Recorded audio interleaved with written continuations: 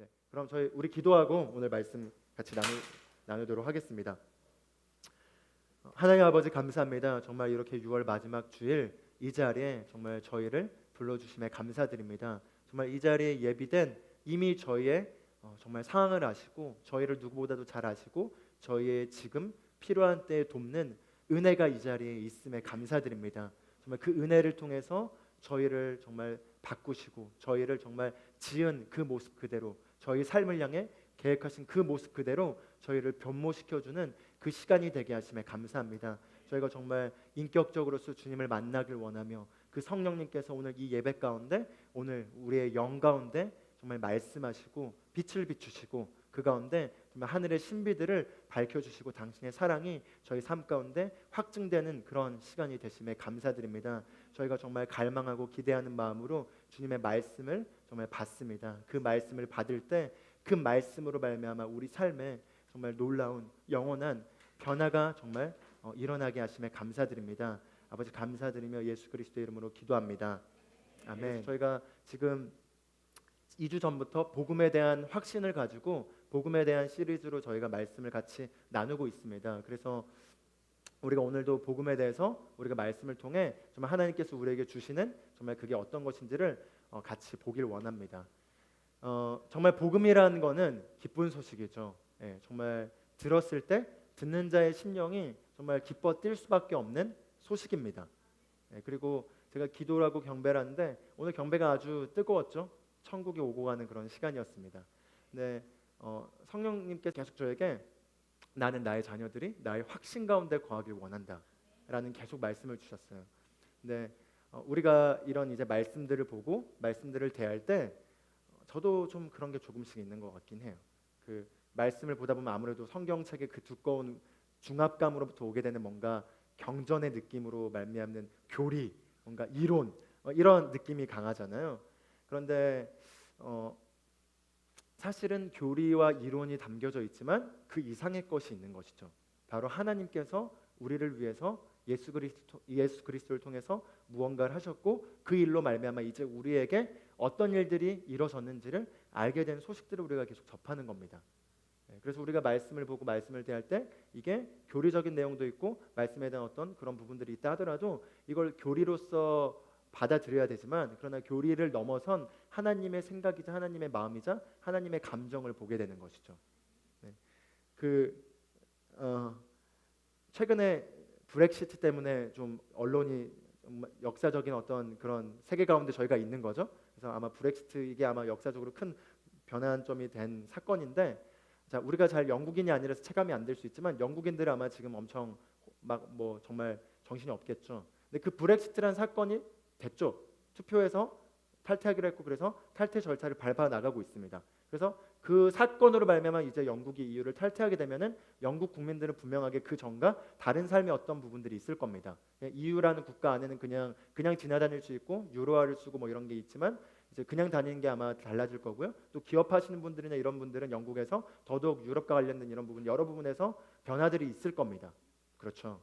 그래서 그 사건은 일어난 정말 사건이고 그 사건의 결과로 영국의 국민들과 또 전 세계에 있는 사람들에게 그 사건으로 인해서 무언가 직접적인 영향이 미쳐지게 되죠.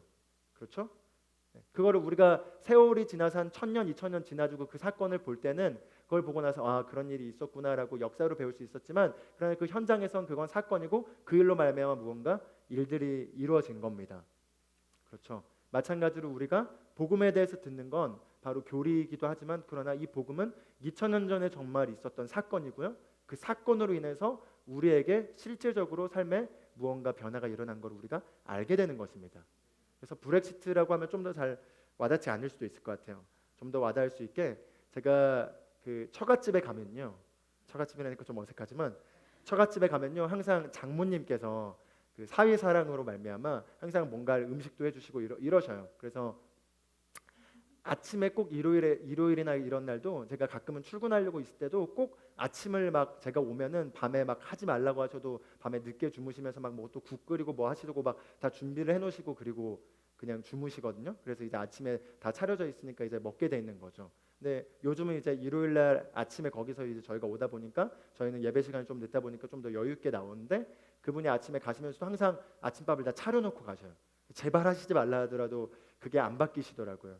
근데 그렇게 차려놓으시고 나서 저희한테 가끔 문자를 보내세요. 이거 이렇게 해놨으니까 먹어라. 그렇게 정보가 나오죠. 그럼 그 정보를 볼 때 저는 교리로 보지 않죠.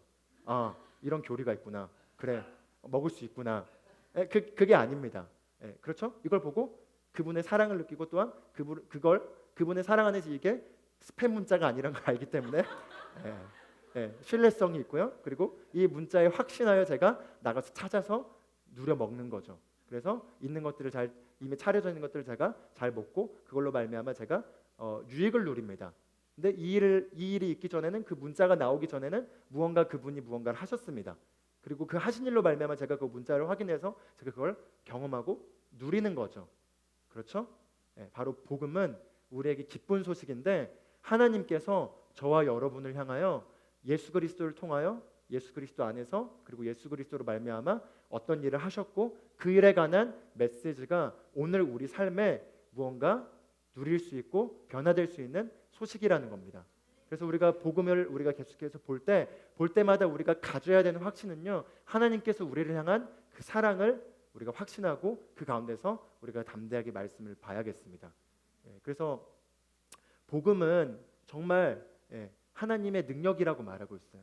로마서 1장에 보면요, 복음은 모든 믿는 자에게 구원에 이르게 하는 하나님의 능력이다 이렇게 말하고 있습니다. 하나님의 능력이라는 거죠. 우리 같이 한번 따라서 고백하면 좋겠습니다. 복음은 하나님의 능력입니다.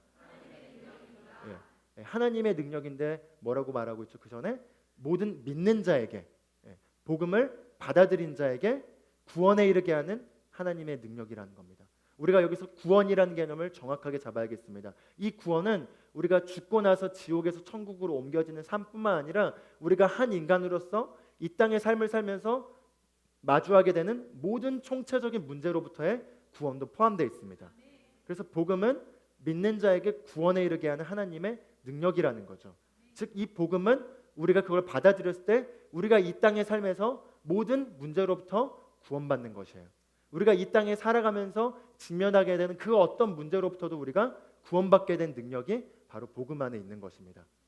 정말 어마어마한 소식이지 않습니까? 교류로 받아들이지 말고 마치 장모님이 저에게 문자로 하신 거로 한번 우리가 하나님이 문자로 우리에게 보내시는 걸로 한번 받아들여 보면 좋겠습니다. 복음은 우리가 겪게 될 어떤 인간으로서 겪게 된 모든 총체적인 문제로부터의 완벽한 구원에 이르게 하는 하나님의 능력이 담겨 있습니다. 그 말은 바로 우리가 이 복음을 받아들일 때 우리의 삶을 제한하고 한계짓던 모든 것들로부터 완전히 자유케 되고 변화되는 어마어마한 삶으로 우리가 변화된다는 것입니다.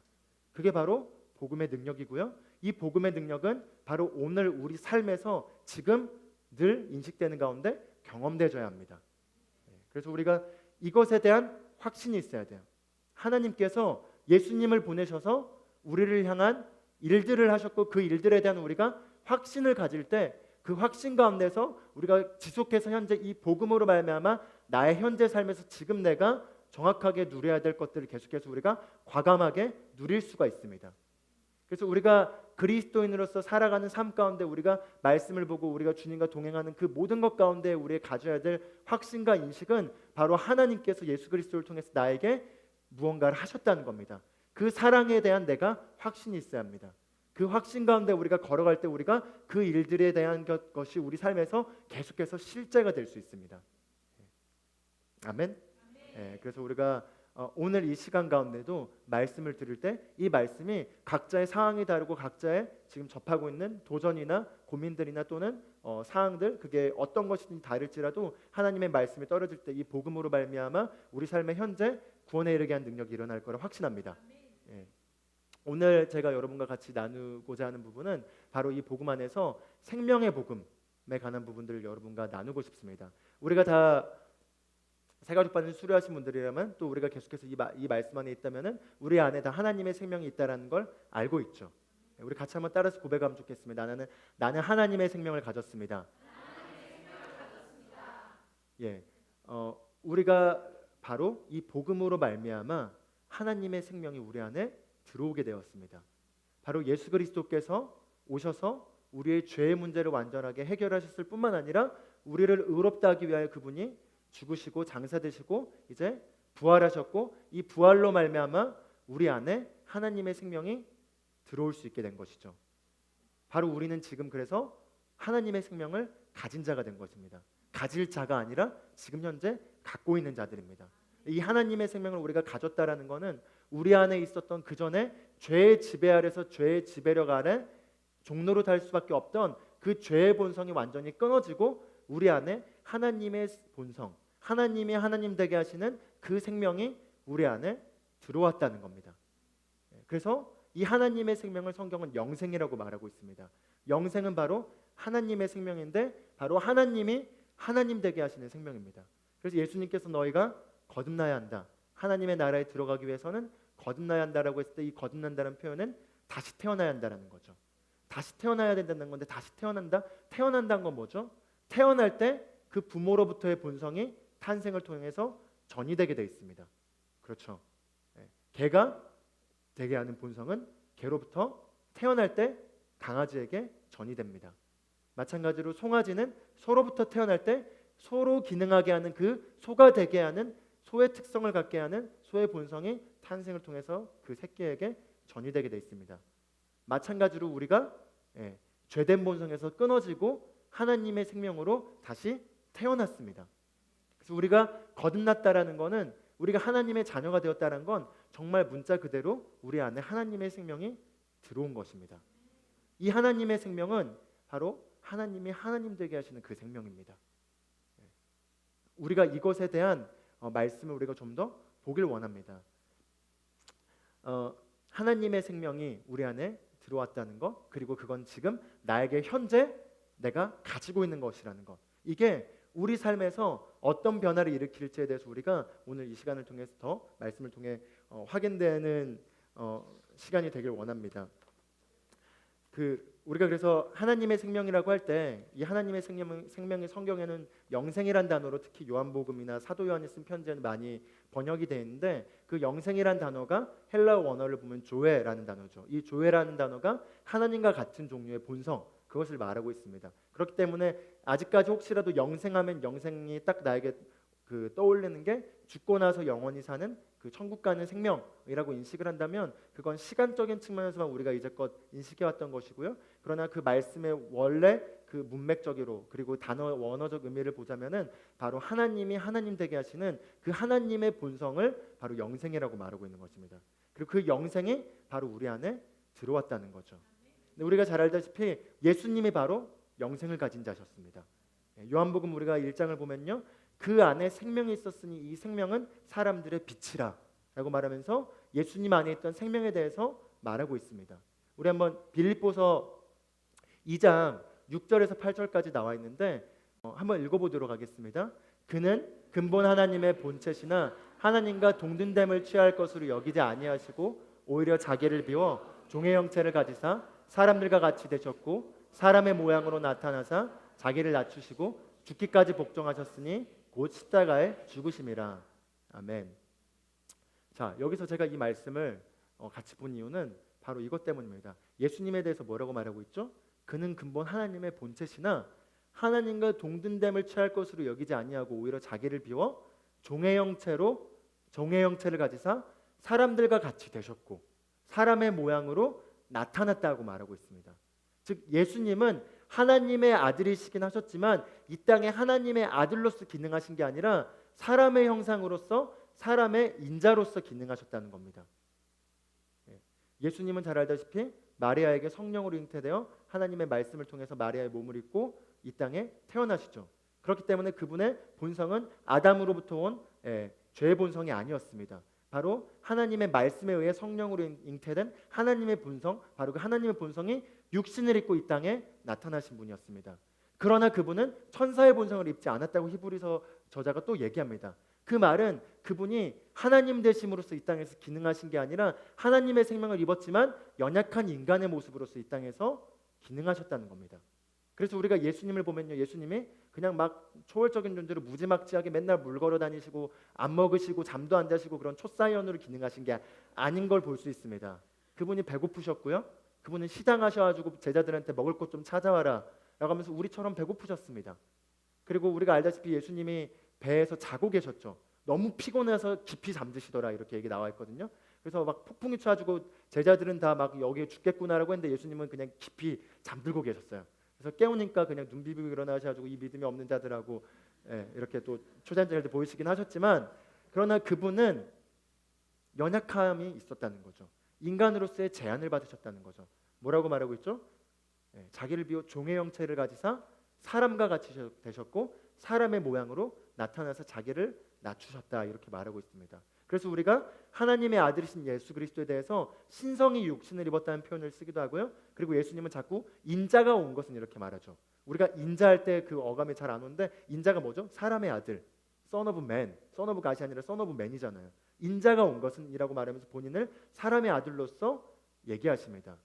그 말은 무엇이냐면요, 예수님이 십자가에 못 박히시기 전까지, 그리고 뿐만 아니라 예수님은 성령을 받기 전까지 더더욱 아무것도 행하시지 않는 걸 볼 수 있습니다. 성령을 받으시고 나서 우리가 3년 반 동안 예수님의 이 땅에서 하나님의 나라가 일어난 일들을 기록된 걸 우리가 볼 수 있는데, 성령을 받으시기 전까지는 그분은 하나님의 자녀, 하나님의 아들로서 태어났지만 하나님의 아들로서 이 땅에서 하신 일들을 우리가 볼 수 없는 걸 알 수 있습니다. 그러나 그분이 성령을 받으시자 성령을 받으시고 예수 그리스도로서 이 땅에서 우리가 사복음서에 나와 있는 그분이 하시는 일들을 하는 걸 볼 수 있습니다. 이건 무엇을 말하냐면요, 바로 우리들이 하나님의 생명으로 말미암아 거듭나게 되고, 그뿐만 아니라 우리가 성령을 받아서 이 땅에서 우리가 어디까지 갈 수 있는지에 대해서 완벽한 본을 보여주신다는 것입니다. 즉 예수님이 보여주신 그 모습은 바로 우리가 똑같이 그 수준까지 갈 수 있는 완벽한 모델로서 그분이 보여주신 것입니다. 그래서 우리가 영생을 가졌다라는 건 바로 우리가 육신이란 연약함을 입었지만, 그러나 이 영생으로 말미암아 이 땅에서 성령을 입고 하나님의 나라가 확장되어 어디까지 우리가 갈 수 있는지를 예수님을 통해 우리가 보게 된 것입니다. 요한일서 5장 11, 12, 13절을 보면 나와 있죠. 또 증거는 이것이니 하나님이 우리에게 영생을 주신 것과 이 생명이 그의 아들 안에 있는 그것이니라. 이 생명이 뭐라고요? 그의 아들 안에 있는 그것이니라. 예수 그리스도 안에 있는 그 생명이 바로 우리 안에 있는 영생이라는 거죠. 우리 안에 영생인데 이 영생은 예수 그리스도 안에 있는 그 생명이라는 겁니다. 그러면서 사도 요한이 지금 흥분돼서 강조해서 이 편지를 잡고 쓰고 있어요. 아들이 있는 자에겐 생명이 있고 아들이 없는 자에겐 생명이 없느니라. 근데 여기서 아들이 있다 없다라는 건 육신의 아들을 말하고 있는 게 아니죠.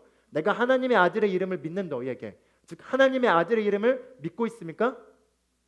예수 그리스도를 믿고 있죠. 그게 하나님의 아들을 믿는 거죠. 이름을 믿는 너희에게 내가 이것을 쓰는 것은 너희로 하여금 너희 안에 이 영생이 있음을 알게 하려 하심이라 라고 하면서 세게 외치고 있는 겁니다.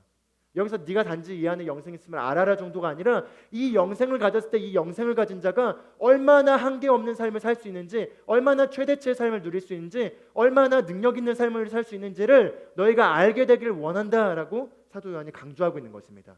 이 사도 요한은 영생에 대한 계시가 있었고 이 영생이 그 안에 있음으로 말미암아 어디까지 그분이 자기가 기능할 수 있는지를 경험했습니다.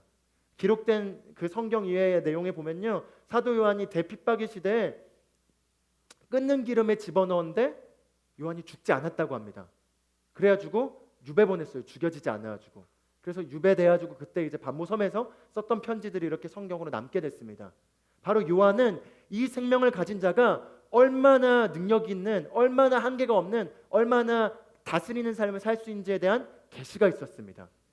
우리가 바울을 통해 알 수 있죠. 바울도 이 생명에 대한 계시가 있었습니다. 바울이 섬에 갔을 때 섬에서 뱀에게 물립니다. 사람들은 그 뱀이 독사, 치명적인 독을 가지고 있는 독사라는 걸 알았기 때문에 바울이 그 뱀을 물린 순간에 그냥 안타까워합니다. 그래, 폭풍에 쳐서 여기서 겨우 이렇게 섬에 살아났지만 저 사람은 완전 죄인이기 때문에 하늘이 용서하지 않는구나, 뱀에 물려 죽네, 이렇게 하면서 죽기를 기다렸는데 바울은 그냥 전혀 개의치 않고 그냥 자기 할 일을 합니다. 오, 예수 이름은 이 얘기도 안 해요. 오, 주님 할렐루야 마샤 이러지도 않았어요. 그냥 할 일을 했어요. 그냥 털어버렸어요. 불에 던져버렸어요. 그리고 계속 섬긴 일을 했습니다. 그 바울 안에는 바로 생명의 성령의 법이 지배되고 있었습니다. 그 바울 안에 있던 그 생명, 뱀에 물려도 죽임당할 수 없었던 그 똑같은 생명이 저와 여러분 안에 있다라는 겁니다. 우리가 예수 그리스도의 복음을 통해서 우리 안에 얻게 된 이 생명은 우리를 예수님이 이 땅에 그러하셨던 것처럼 우리도 그러하게 만드는 동일한 생명입니다. 말씀이 뭐라고 말하고 있죠? 이 영생을 주신 것과 이 생명이 그의 아들 안에 있는 그것이니라. 아멘. 우리 같이 따라서 고백하면 좋겠습니다. 나는 하나님의 생명을 가졌습니다. 나는 하나님의 생명을 가졌습니다. 예, 그래서 우리가 이 하나님의 생명을 가졌기 때문에 우리가 하나님의 생명을 가졌다는 건 무엇을 말하죠? 하나님의 자녀가 되었다는 겁니다. 하이미가 태어난 순간 하이미는 저희의 자녀가 된 거죠. 문자 그대로 자녀입니다. 자녀라고 쳐주는 게 아니죠.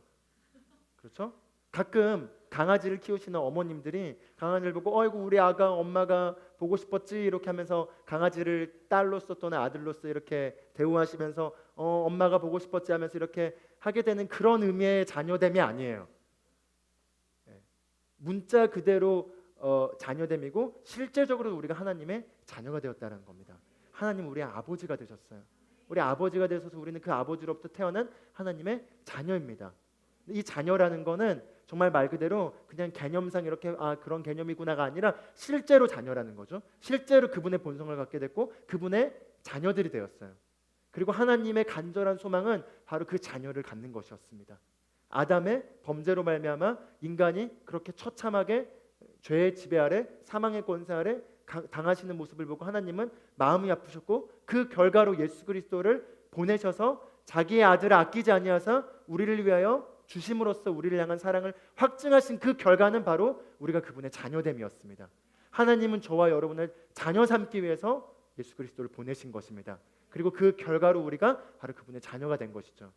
그래서 우리가 그 자녀라는 거, 그 자녀의식을 우리가 좀 더 인식할 때 우리는 그 하나님 안에서 더 담대하게 하나님 안에 있는 유업들을 우리가 누릴 수 있습니다.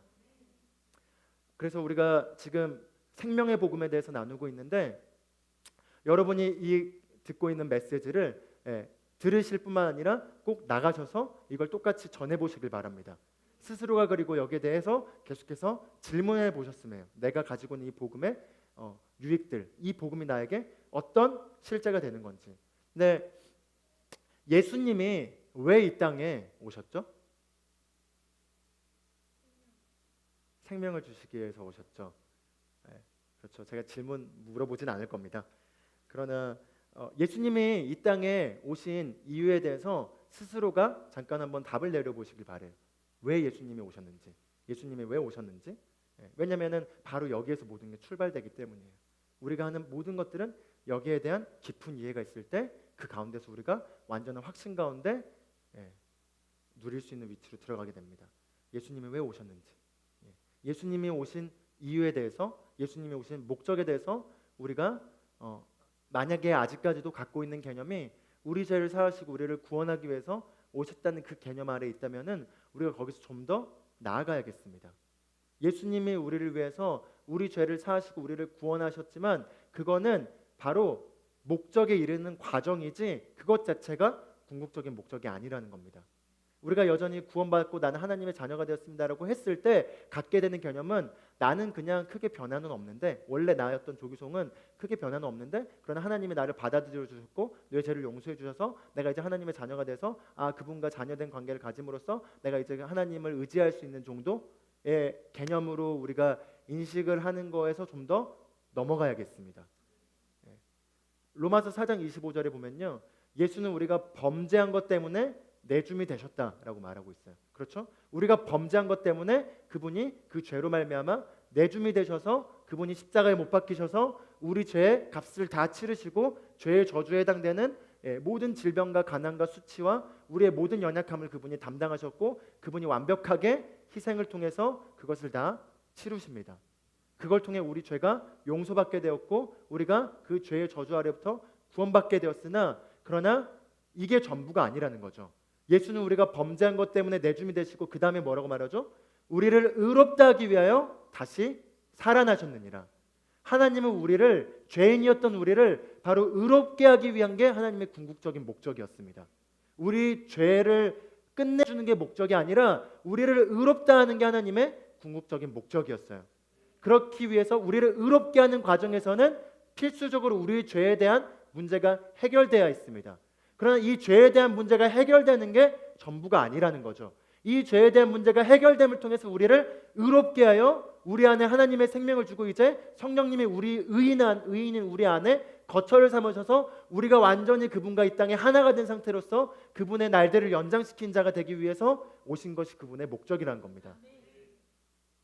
그래서 예수님이 오신 목적은 우리를 의롭게 하여 우리 안에 있었던 죄의 본성이 끊어지고 하나님의 의의 본성이 들어올 뿐만 아니라 이제 의인이 되었기 때문에 우리 안에 거하실 수 있게 되었어요.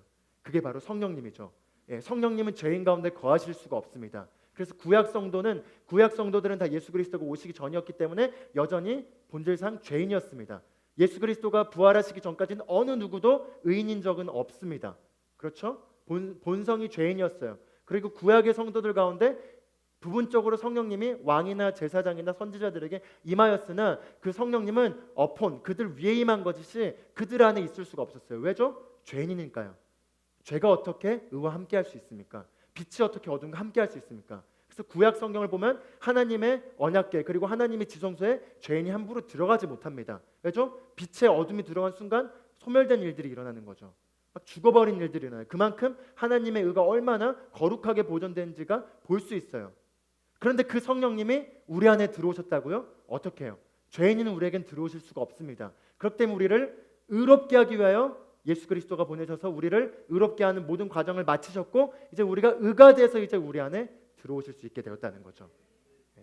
그래서 우리 안에 이 생명을 주실 때 우리가 바로 의롭게 될 뿐만 아니라 이 땅에서 하나님의 진짜 구원의 목적에 이르는 삶을 살 수 있는 시작점이 된 것입니다. 그래서 요한복음 10장 10절에 이렇게 얘기하죠. 도둑이 오는 것은 도둑질하고 죽이고 멸망시키려는 것이지만 내가 온 것은 양에게 생명을 주고 더 풍성히 얻게 하려 하심이라. 예수님이 오신 목적이 무엇이라고요? 생명을 주고 이 생명을 가진 자만이 누릴 수 있는 최대치의 삶, 풍성한 삶을 살게 하려 하심이라. 그게 바로 하나님께서 예수님을 보내신 목적입니다. 우리가 이 목적을 잊지 말아야 돼요. 하나님께서 예수님을 보내신 목적은 바로 우리에게 생명을 주기 위함이고 그뿐만 아니라 이 생명을 가진 자만이 누릴 수 있는 최대치의 삶, 확대 번역 성경에는 to the full and overflow, 최대치요 가득 차 넘쳐 흐르는 상태, 그게 예수님이 오신 목적이란 겁니다. 그게 바로 우리 안에 들어온 생명의 목적인 것이에요. 그게 하나님이 우리를 가지고 계신, 우리를 보고 계신 모습입니다. 그렇기 때문에 이 생명으로 말미암아 우리가 결국 무엇이냐? 이 땅에서 정복하고 다스리는 삶을 사는 게 바로 하나님의 궁극적인 그림이었던 것입니다. 원래 하나님이 아담과 하와를 창조하셨을 때 그들을 이 땅을 다스리도록 하게 하셨습니다. 그래서 다스리고 왕노릇하는 생명을 주었으나 그들이 범죄함으로 말미암아 죄의 지배 아래 들어가게 돼서 죄와 사망에 지배받게 된 것이죠.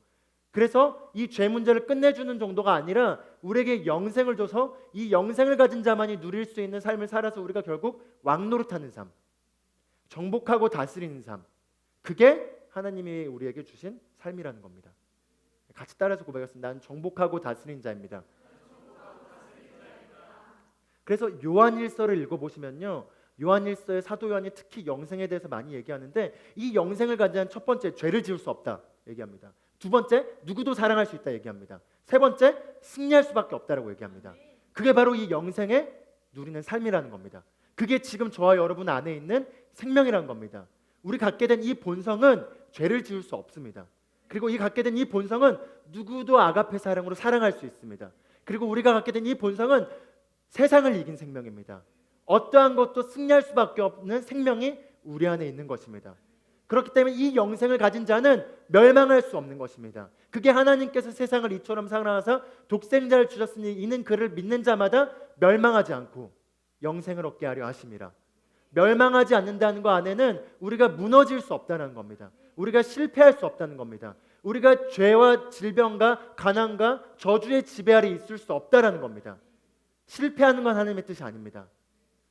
넘어지는 건 하나님의 뜻이 아닙니다. 하나님이 주신 이 영생은 우리를 다스리게 합니다. 그래서 이 생명, 내가 가진 이 생명은 내가 마주하는 모든 환경과 상황을 다스릴 수 있습니다. 그걸 인식하시고 그게 바로 우리에게 오게 된 복음의 소식인 것입니다. 같이 따라서 고백해 볼까요? 나는 다스리는 자입니다. 예. 나는 질병도 다스립니다. 나는 환경과 상황을 다스립니다. 예. 나는 죽음도 능가하는 생명을 가졌습니다. 아멘. 예, 그렇기 때문에 보통 인간의 삶을 살면서 보통 겪게 되는 문제가 큰 카테고리로는 세 가지죠. 건강, 재정, 그리고 관계. 그러나 우리가 가진 이 영생은 이 세 가지 삶에서도 완벽하게 다스릴 수밖에 없는 생명입니다. 죄가 우리를 지배할 수 없어요. 질병이 우리를 지배할 수 없어요. 관계 가운데에서 이기심이나 잘못된 것들을 우리를 지배할 수 없어요. 우리는 이 아가페 사랑 가운데 기능합니다. 그뿐만 아니라 이 생명은 환경과 상황에 종노릇하여 거기에 억압당한 삶이 아니라 어떤 환경들을 만나더라도 다스리는 삶입니다. 예수님이 그러하셨죠. 예수님은 이 땅에 사신 동안에 두려움이 없었습니다. 환경들을 만나면 믿음으로 말씀을 선포하셔서 환경들을 변화시켰습니다. 우리가 갖게 된 이 생명은 마음에 들지 않는 환경을 만날 때 그 환경의 피해자가 되는 게 아니라 그 환경을 다스리는 자입니다. 우린 그렇기 때문에 보는 것을 말하지 않고 보기 원하는 걸 말하죠. 아멘. 예수님이 그러하셨습니다. 제자들이 어떡합니까? 피스. 그렇죠? 없어요. 먹을 게 그냥 가져온 게 이거예요. 아버지 감사합니다. 자, 나눠줘라. 2만 명이 먹어졌습니다. 예수님은 환경의 피해자가 아니셨어요. 우리가 얼마나 많이 환경의 피해자가 되는지요. 우리가 이걸 인식하지 못했기 때문에 우리가 그냥 똑같이 사람처럼 삽니다. 그러나 저와 여러분은 사람 이상이 됐습니다. 누구든지 그리스도 안에 있으면 새로운 피조물이라. 이전 것은 지나갔으니 보라 새 것이 되었도다. 옆 사람을 고백했을 때 당신은 사람이 아닙니다. 당신은 사람 이상입니다. 아멘. 새로운 피조물이라는 건 말 그대로 문자 그대로 우리가 새롭게 되었고 이 새롭게 된 생명은 우리가 환경과 마주한 상황들에서 정복당하는 삶이 아니라 정복하는 삶입니다. 아멘. 그래서 우리는 이제 더 이상 이 영생을 인식하고 이 영생의 주된 목적을 인식한다면은 환경의 피해자로 상황에 불평하고 환경 때문에 안 된다고 탓하고 그렇게 하는 삶을 살 수가 없습니다. 아멘. 예수님처럼 바꿔버리십시오. 예수님이 그러하신 것처럼 우리도 천국 가서가 아니라 이 세상에서 그러하도다 라고 요한이 요한일서에 말하고 있습니다. 요한은 이걸 알았기 때문에 요한일서 5장에서 아까 그렇게 말한 것처럼 강조하는 거예요. 내가 믿는 너희에게 이것을 쓰는 것은 너희로 하여금 너희 안에 이 영생 예수님 안에 있던 그 생명이 있음을 알게 하려 하심이라. 아멘. 알아야 합니다. 그래서 아멘. 그래서 우리에게 정말 중요한 거는 우리가 얼마나 많은 정보를 알고 얼마나 많은 걸 배우냐가 중요한 게 아니라 이 단순한 진리를 내가 얼마나 확신 있게 내 삶에서 인식함으로써 내 삶에서 실제화시키느냐가 더 중요한 것입니다. 이번 한 주 동안 나는 영생을 가졌습니다. 이 영생이 결국 예수님이 오신 궁극적인 목적입니다. 하나님이 나를 사랑하셔서 나에게 영생을 주셨습니다. 난 영생을 가졌습니다라는 걸 계속 인식하시길 바랍니다. 베드로후서 1장 2절부터 4절까지를 잠깐 봐보겠습니다. 베드로후서 1장 2절에 보면요 이렇게 얘기해요. 하나님과 우리 주 예수를 알므로 말미암아 은혜와 평강이 너에게 더욱 많을지어다. 여기서 뭐라고 말하고 있죠? 은혜와 평강이 너에게 더욱 많을지어다. 은혜와 평강이 많을지어다가 사실 영어 성경에는 multiplied, 배가 될지어다 이렇게 말하고 있거든요. 더해진 정도가 아니라 정말 넘쳐 흐를지어다 라고 말하는데 그게 어떻게 된다고요? 하나님과 우리 주 예수를 알므로, 즉 하나님께서 예수 그리스도를 통해서 우리에게 주신 것들을 우리가 인식하고 그것들에 대해서 알 때 우리에게 이 일들이 일어난다는 겁니다.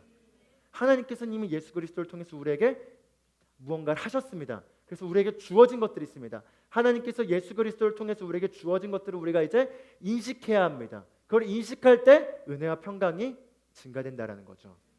3절은 뭐라고 말하죠? 그의 신기한 능력으로 생명과 경건에 속한 모든 것을 우리에게 주셨으니. 옆 사람에게 얘기하십시오. 주실 게 아닙니다. 이미 주셨습니다. 그러므로 주신 것처럼 받은 자로 살아가십시오. 아멘. 그 생명과 경건에 속한 모든 것을 주셨으니 이는 자기의 영광과 덕으로서 부르신 이를 여기서도 뭐라고 말하죠? 알므로 말미암니라. 알아야지. 우리를 영광과 덕으로 부르신 그분을 알 때 생명과 경건에 속한 모든 것이 우리에게 주신 것이 우리에게 실제가 된다는 겁니다. 알 때. 옆 사람에게 다시 한번 고백하면 좋겠습니다. 아십시오. 여기서 안다라는 두 단어 다 에피그노시스를 말하고, 이 에피그노시스 내가 계시로서 깨달아서 내 안에 계속해서 인식돼서 나와 하나가 된 상태를 말하고 있는 겁니다. 영생을 인식하는 거죠. 제가 어머님으로부터 문자를 받고 인식하여 꺼내 먹는 것이죠.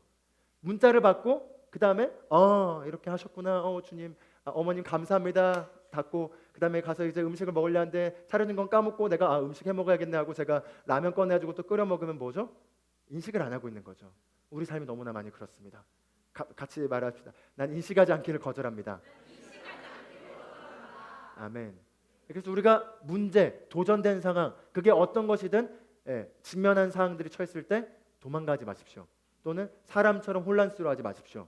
우리는 그 상황 가운데 우리에게 주신 것을 알므로 말미암아 이 생명과 경건에 속한 자로서 다스릴 수 있습니다. 그게 직장의 문제든 그게 환경의 어떤 것이든, 그게 관계든 건강이든 또는 미래에 대한 것이든, 그게 어떤 것이든지 우리가 직면하는 모든 것에 대한 완벽한 해결책이 이미 우리 안에 있습니다. 그래서 당신에게 필요한 모든 것은 당신이 가지고 있습니다. 우리가 가진 것은 우리에게 필요한 모든 것을 다 가지고 있다는 거죠. 이미 우리 안에 답이 있습니다. 이미 우리 안에 갖게 된 이 영생 안에서 우리가 어떤 환경 가운데 있더라도 우리는 다스릴 수 있습니다.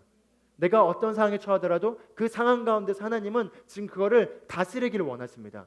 주님께 구걸하기를 원하지 않습니다. 주님은 우리에게 아들아, 너 안에 있다. 네가 가서 다스려라. 네가 가서 그걸 정복하라. 네가 가서 왕노릇하라 라고 말씀하고 계십니다. 그래서 우리는 생명 안에서 왕노릇한 자들이다 라고 바울이 얘기한 것이죠. 알 때 결국 4절에 뭐라고 말하죠? 그 보배롭고 지극히 큰 약속을 주사 정욕으로 말미암아 이 세상에 썩어질 것을 피하여 신성한 성품에 참여한 자가 되게 하려 하셨느니라. 바로 그분의 신성한 본성, 신성한 성품의 영어로는 디바인 네이처, 그분의 본성, 신성한 본성에 우리가 참여하는 자가 되게 하는 것이 하나님의 목적이자 그 일을 예수 그리스도를 통해 하셨고, 이제 우리는 신성한 본성에 참여한 자입니다. 우리가 그분의 본성에 참여자가 되었다라는 거예요. 참여자가 되었다는 건 무엇이죠? 우리가 그분의 생명과 본성을 똑같이 참여한 자가 돼서 가지고 있음으로써 우리가 이 땅에서 그분의 날을 연장시키는 거예요. 예수님께서 십자가에 못 박히신 거에 대해서 이사야 53장에서 선지자가 예언하면서 그가 그의 씨를 보리니 그의 씨가 자기의 날을 늘린다 이렇게 말하고 있습니다. 바로 우리가 바로 그러한 자들인 것입니다. 그렇기 때문에 우리가 해야 될 건 단순한 진리를 우리 안에 계속 인식하고 우리 삶에서 확신하는 것입니다. 같이 따라서 보면 난 영생을 가졌습니다. 그래서 우리가 이걸 알 때, 이번 한 주 꼭 적용하시길 바랍니다. 돌아가셨을 때, 아침에 머리 감을 때 무슨 생각하십니까? 스마트폰에 정신 빼앗기지 마십시오. 주변의 사람들이 나를 어떻게 할까에 정신 빼앗기지 마십시오. 페이스북 보면서 다른 사람들의 삶을 동경하지 마십시오. 또는 세상 뉴스가 어떻게 일어나는 거에 관심을 뺏기지 마십시오. 그것들이 여러분의 삶을 그렇게 많이 바꾸진 않을 겁니다. 안 좋게 바꿔요. 쉽게 말하면. 그러나 우리는 이 영생을 인식하고 하나님께서 나에게 주신 이 생명을 계속 인식하십시오. 하나님께서 나에게 영생을 주셨습니다. 이 생명은 나를 완벽하게 다스리게 하는 생명입니다. 완벽하게 지배하는 생명입니다. 그러면 나는 패배할 수 없습니다. 나는 실패할 수 없습니다. 나는 연약할 수 없습니다. 그게 여러분의 가장 작은 단위 가운데서도 적용하십시오. 내가 여기서 지배받고 있는가? 지배하고 있는가? 그냥 그걸로 질문하십시오. 내가 직장에서 일에 지금 종노릇하고 있는가? 아니 그걸 내가 사랑과 기쁨 가운데 지배하고 있는가? 내가 관계 가운데 지배당하고 있는가? 사랑으로 섬김으로써 지배하고 있는가? 내가 질병 가운데 지배당하고 있는가? 내가 질병을 정복해버리고 완벽한 건강 가운데 다스리고 있는가? 그게 무엇이든 우리는 다스릴 수 있습니다. 아멘.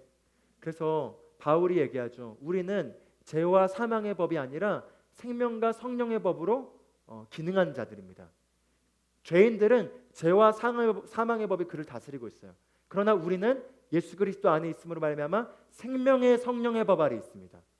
그렇기 때문에 우리는 생명의 성령의 법 아래 있을 때 그 생명을 가진 자만이 누릴 수 있는 초월적인 삶, 초자연적인 삶을 우리가 살 수 있어요. 근데 우리가 이제 해야 될 일은 우리가 선택은 우리에게 남겨져 있다는 겁니다. 우리가 아직 육신을 입고 있기 때문에 이 육신은 아직 구원받지 못했습니다. 그래서 예수님이 재림할 때 이 육신 또한 썩지 않을 몸으로 변화될 거예요. 그러나 지금 우리가 썩을 몸을 가지고 있기 때문에 여전히 우리가 이 썩을 몸으로 말미암아 배고프기도 하고요, 아프기도 하고요, 또는 유혹받기도 하고요, 그런 일들이 있는 거죠. 그러나 예전에는 사망의 법이 지배했기 때문에, 죄와 사망의 법이 우리를 지배했기 때문에 그냥 그 육신이 끌리는 대로 할 수밖에 없었어요. 그러나 이제 그 생명이 우리로부터 끊어졌다라는 거죠. 육신에 지배받던 그 생명이 끊어지고 우리의 생명에 지배받을 수 있는 생명의 성령의 법으로 우리의 법이 달라졌습니다. 그러나 우리가 육신을 입고 있죠. 그래서 바울이 로마서 8장에 얘기해요. 육신을 따른 자는 육신의 일을, 그러나 영을 따른 자는 영의 일을 한다. 그럴 때 이제 우리가 무엇을 선택하냐에 따라서 그 선택한 것에 종이 되게 돼 있어요. 육신을 선택하면 육신의 죄와 사망의 법에 지배받는 게 그리스도인임에도 불구하고 나타날 수 있고요. 내가 생명의 성령의 법을 선택하면은 그 생명의 성령의 법이 나를 지배하여 그 아래 지배하는 상태로 우리가 들어갈 수 있는 것입니다. 그래서 이제 우리에게 선택이 남겨졌어요. 집에 갔을 때, 짜증났을 때, 몰라 하면서 그냥 먹고 그냥 자버리고, 아니면 TV 보면서 그냥 그걸로 스트레스를 풀면은 죄와 사망의 법이 우리를 지배해서 여전히 찜찜한 상태. 그러나 그때 내가 여기에 낙담하거나 내가 여기서 피하기를 거절한다. 난 다스린 자다. 이따의 상황 따위로 날 무너뜨릴 수 없다. 나는 생명에서 왕노릇한 자다. 라고 딱 일어서 버리면 그게 지배된 상태. 아주 기도하기 싫은 날이 있어요. 오늘 너무 기도하기 싫어가지고 그냥 자야겠다. 그럼 피곤해서 일찍 자자고 아침에 일어나면 더 피곤하죠. 그래서 내가 이 육신의 지배받기를 거절한다 하고 영을 풀어 흔들어 놓고 내 안에 있는 생명을 인식하면서 사면은 갑자기 언제 피곤했냐듯이 갑자기 성령으로 충만하며 비전으로 충만하고 갑자기 모든 일을 씹어먹을 것 같은 그 상태에서 꿈 같은 가운데 잘 수가 있습니다. 그리고 아침에 일찍 일어나서 또 꿈을 향해 달려갈 수 있는 것이죠. 우리가 선택하는 겁니다. 우리가 관계 가운데도 사랑을 선택할 수도 있고요, 이기심을 선택할 수도 있어요. 그렇죠?